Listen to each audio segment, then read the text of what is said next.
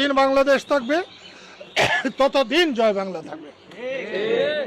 আমি গত 25 বছর একবারের জন্য জয় বাংলা বলি নাই।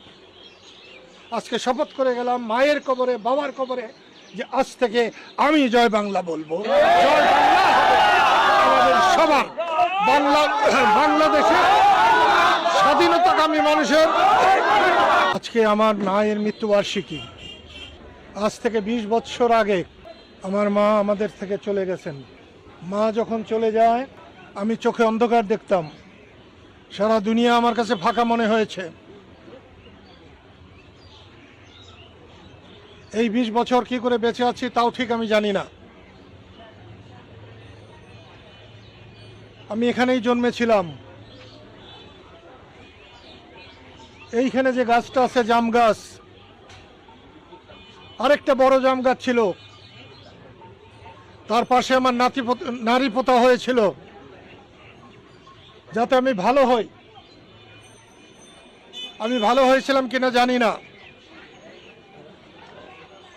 কিন্তু মুক্তিযুদ্ধ আমাকে মানুষ করে দিয়েছে।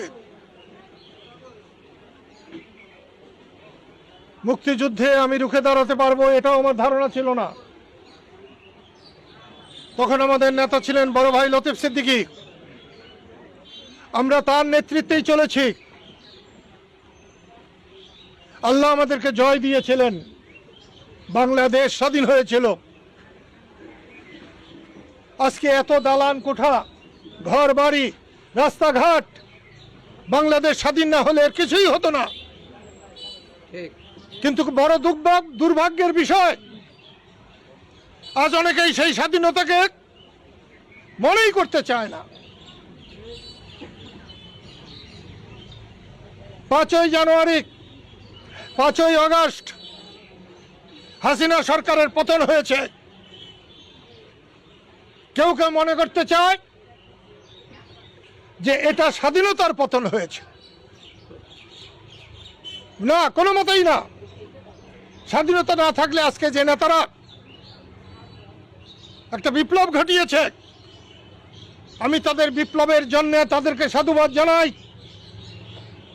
এবং তারা যদি ঠিকভাবে চলতে পারতেন তাহলে বহু বছর তাদেরকে মানুষ স্মরণ রাখত। কিন্তু তারা স্বাধীনতাকে প্রশ্নবিদ্ধ করে ফেলেছে। তারা বঙ্গবন্ধুকে মানে না, তারা জিয়াউর রহমানকে মানে না, তারা আমাদের কাউকেই মানে না। এটা ভালো কথা নয়। তোমরা আসছো আমার মায়ের মৃত্যুবার্ষিকীতে, এজন্য আমার বুক ভরে গেছে।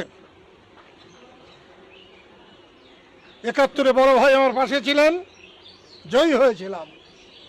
75-এ পাশে ছিলেন, জয়ী হয়েছিলাম। আজকে আবার আমার বড় ভাই পাশে আছে। দুনিয়ার অর্ধেক আমার বিরুদ্ধে চলে গেলে আমার কিছু হবে না। আমি সেই জন্য তোমাদের অনুরোধ করব, প্রতিহিংসার জন্য নয়, প্রতিশোধের জন্য নয়। আমি রাজনীতি করি মানুষের পাহারা দেওয়ার জন্যে, দুঃখী মানুষের পাশে দাঁড়াবার জন্যে। আজ থেকে আবার বলছি যে আমাদের সক্রিয় রাজনীতি করা দরকার। মায়ের কবর থেকে, বাবার কবর থেকে অনুমতি নিয়ে মানুষের সেবা করায় আমরা প্রত্যেকেই ঝাঁপিয়ে পড়ব।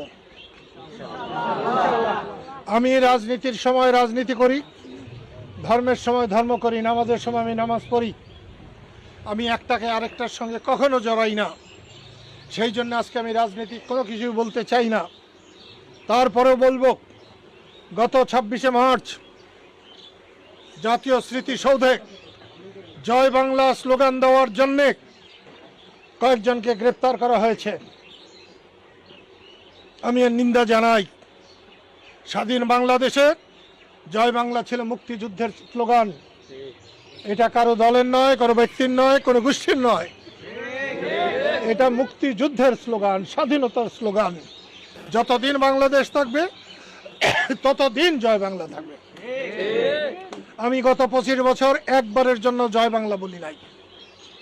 আজকে শপথ করে গেলাম মায়ের কবরে বাবার কবরে যে আজ থেকে আমি জয় বাংলা বলবো। জয় বাংলা হবে আমাদের সবার বাংলাদেশের